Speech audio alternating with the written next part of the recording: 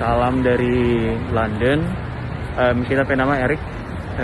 Kita sekarang lagi di London, Inggris, sedang menyelesaikan kita kuliah PhD di sini. Sekarang udah 4 tahun di sini. Kita background, kita dokter penyakit dalam. Khususnya untuk paru-paru, yaitu intervensi paru-paru. Jadi kurang lebih kita bekerja itu banyak berkaitan dengan pasien COVID kalau sekarang.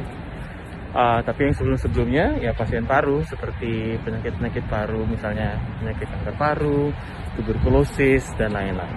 Oke? Nah, kita sengaja kemudian untuk mau bikin video ini, di mana kita mau kirim pesan for om, tante, kakak, adik, siapapun yang ada di Manado.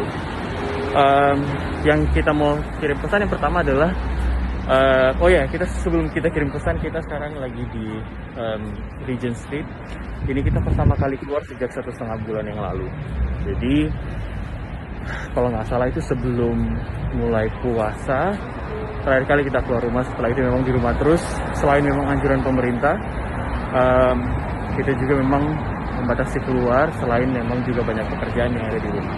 Oke, kita hanya mau bicara terlalu panjang mengenai itu, tapi kita mau kirim pesan ke om tante yang ada di Manado terhadap apa yang kemudian kita bisa pelajari dan bisa kita share dari sini. Yang kita tahu bahwa sekarang ini orang dalam situasi yang betul-betul tidak enak tuh. Biar bagaimanapun, orang manusia sebagai makhluk sosial perlu berhadapan dengan orang, apalagi sama-sama keluarga. Kalau misalnya buku dapat pasti mau tutup lo begitu loh. Tapi ya situasi seperti ini kemudian memang nggak memungkinkan begitu. Ya memang mesti orang tahu bahwa ini virus corona ini bukan kemudian virus yang bukan sesuatu yang terlihat. Oke?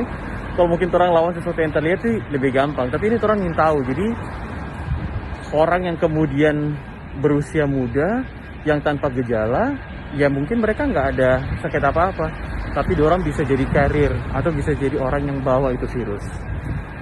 Oke, nah jadi yang kemudian bisa dipelajari dari situ adalah dengan orang membatasi keluar rumah, pakai masker, menjaga jarak, itu memang akan bantu sekali buat orang untuk kemudian tidak mendapatkan penyakit virus tersebut. Sementara di yang lain itu ya, di penelitian juga yang lain, negara-negara yang kemudian berhasil menurunkan angka kesakitan untuk coronavirus itu ya memang karena dorong melaksanakan social distancing atau misalnya jaga jarak begitu. Karena jaga jarak itu memang terbukti paling baik untuk menurunkan resiko terpapar virus. Nah, sementara di virus ini paling banyak kemudian dorang akan memberikan gejala yang berat, terutama opa, orang-orang yang memang so tua begitu.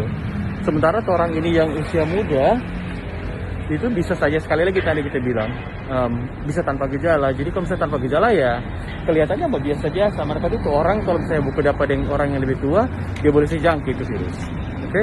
Nah, itu yang pertama. Yang kedua, orang ini dokter yang kerja di rumah sakit, baik kita yang kerja di rumah sakit yang ada di London maupun dokter-dokter atau perawat tenaga kesehatan yang kerja di rumah sakit gitu ya, atau di unit pelayanan kesehatan.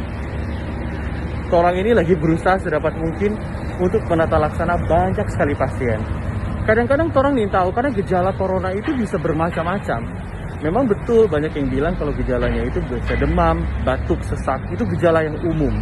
Tapi ada juga gejala-gejala yang tidak umum begitu. Nah, kenapa orang kemudian tidak bisa mematok satu gejala yang khas betul pada pasien coronavirus, walaupun memang gejalanya paling banyak batuk, demam, sesak? Karena virus ini virus baru. Orang yang ini, yang dokter-dokter yang peneliti baru sementara mempelajari. Begitu siapa lama? Karena ini virus baru. Kalau misalnya tante-tante dan om-om ingat dulu, beberapa bulan lalu, sebelum kemudian namanya virus ini berganti jadi COVID-19, dulu namanya adalah novel coronavirus. Novel itu artinya baru. Jadi virus ini memang baru. Kalau misalnya sekarang kemudian orang memang masih belum terlalu tahu banyak, ya memang wajar-wajar aja gitu. Jadi sekarang kemudian yang paling baik adalah untuk memastikan orang jaga kesehatan. Karena banyak pasien yang kemudian datang tanpa gejala di rumah sakit. Oke? Tapi tiba-tiba kemudian mengalami perburukan dan sakit. Nah, di Inggris sendiri kalian bisa lihat bahwa orang itu kalau keluar mesti pakai masker. Boleh naik kendaraan umum, tapi kendaraan umumnya itu mesti umum yang seperti bus kayak gini, orang mesti pakai masker di dalam. Orang nggak bisa duduk terlalu berdekatan. Jadi kalau lihat ini bus-bus yang ada di sini, dia itu ada jarak di tempat duduk di dalam, gitu. Boleh keluar rumah, boleh sekarang semulai boleh, tapi ya tetap mesti jaga jarak gitu. Walaupun sekarang memang masih belum bisa dapat izin untuk keluar rumah sebebas beberapa waktu sebelum ada coronavirus. Nah, jadi balik lagi ke cerita yang ada di rumah sakit.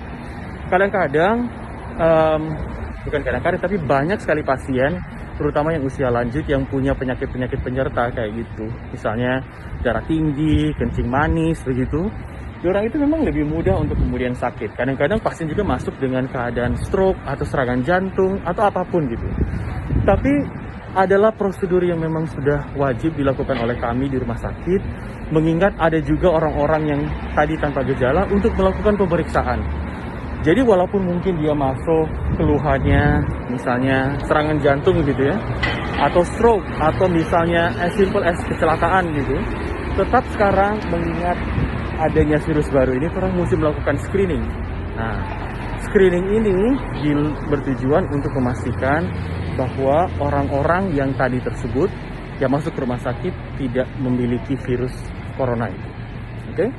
Gimana caranya? Satu, ada pemeriksaan yang paling bagus dilakukan yang sekarang digunakan sebagai standar baku emas atau gold standard kalau bahasa Inggris. Nah, tipe pemeriksaan itu nama RT-PCR.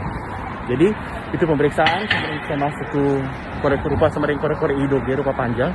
Saya masuk ke dalam hidung kemudian ambil DP swab. Oke? Nah, tujuannya untuk mendeteksi virus. Nah, sebenarnya pada keadaan normal pemeriksaan itu bisa berlangsung dengan cepat, kurang lebih sekitar 4-5 jam. Tapi sekarang karena pemeriksaan itu dibutuhkan oleh banyak orang, maka waktu pemeriksaan yang diperlukan menjadi panjang sekali, yaitu sekitar 4-5 hari begitu. Oh ya. Intermezzo dulu kita sekarang sudah ada di Regent Street. Oke. Jadi ini Regent Street adalah salah satu jalan di Inggris yang paling terkenal deh. Gitu karena di sini banyak pusat perbelanjaan. Oke. Nah, sekarang kita balik ulang. Jadi kalau misalnya kemudian ada pemeriksaan RT-PCR itu swab gitu ya, yang diketahui sama banyak orang, maka kemudian akan keluar hasil positif atau negatif. Nah, untuk melakukan diagnosis, sekarang mesti diketahui dulu hasil swabnya positif. Ya, bukan pemeriksaan rapid test. Karena ada juga pemeriksaan yang namanya pemeriksaan rapid test. Pemeriksaan rapid test ini tidak bisa kemudian digunakan untuk melakukan diagnosis pada keadaan infeksi akut.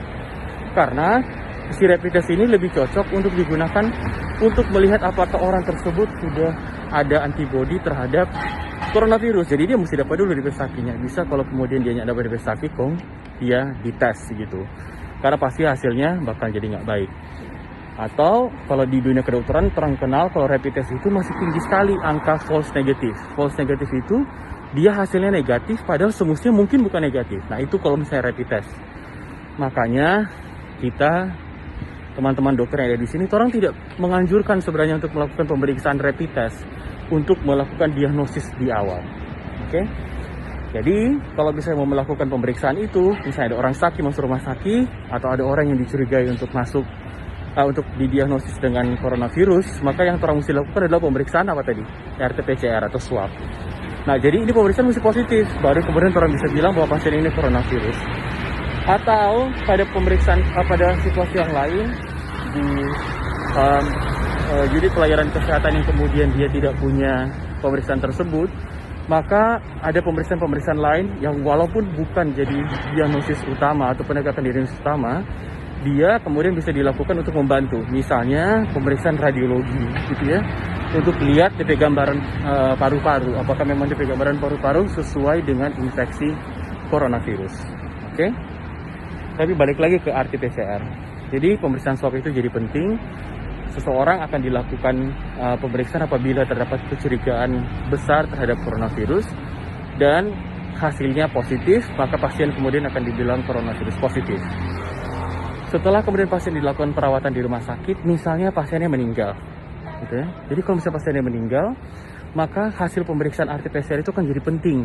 Kalau misalnya pasiennya meninggal dengan konfirmasi hasil swabnya positif, maka kemudian untuk perlakuan pemeriksaan jenazah, jadi kalau misalnya mau saya mandi atau mau melakukan perawatan jenazah, ya memang mesti mengikuti protokol COVID-19. Nah, pasti ada pertanyaan juga, bagaimana kalau misalnya itu orang meninggal, ada pasien yang kemudian meninggal, sementara itu hasil pemeriksaan RT-PCR belum ada. Kalau terdapat kecurigaan yang sangat-sangat besar terhadap kemungkinan hasil RT-PCR positif, maka semua pasien harus dilakukan tata laksana dengan perawatan atau pemulasaran jenazah pasien COVID-19. Oke? Jadi selama masih belum ada diagnosis tepat, sementara orang punya kecurigaan yang sangat besar, maka perlakuannya adalah tetap mesti melakukan perawatan dengan atau pemulasaran jenazah dengan menggunakan protokol COVID-19. Tujuannya apa? Karena orang belum tahu hasil RT-PCR yang positif. Kalau dokter sudah punya kecurigaan besar, maka ya yang pasti yang kemudian harus dilakukan adalah memastikan orang-orang yang ada di sekitar, baik itu keluarga, petugas kesehatan, kasihannya tak kontak dengan itu virus. Oke? Jadi itu yang kemudian mesti dipahami oleh orang-orang. Kita tahu bahwa di saat-saat seperti ini tidak mudah gitu ya. Apabila ada keluarga yang sakit, kemudian orang tidak bisa jenguk. Apalagi banyak kita teman-teman dokter yang juga keluarganya atau orang tuanya itu meninggal karena sakit. Bahkan bukan cuma keluarganya, dokternya sendiri pun meninggal dan perawatnya itu meninggal gara-gara COVID. Mereka juga punya keluhan yang sama, di mana mereka nggak bisa jenguk, tidak bisa melakukan tata cara pemakaman selayaknya di luar masa pandemi ini. Kita tahu pasti ini susah sekali untuk kemudian bisa dipahami. Kita tahu juga ini pasti jadi tantangan buat orang semua. Tapi satu hal yang paling pasti untuk kemudian orang melakukan adalah menjaga kesehatan. Karena sama sekali orang ini virus kesini ada Bali ya. Jadi kita minta tolong for om dan tante yang ada di Manado, yang ada dimanapun, yang dengar ini video atau lihat video ini,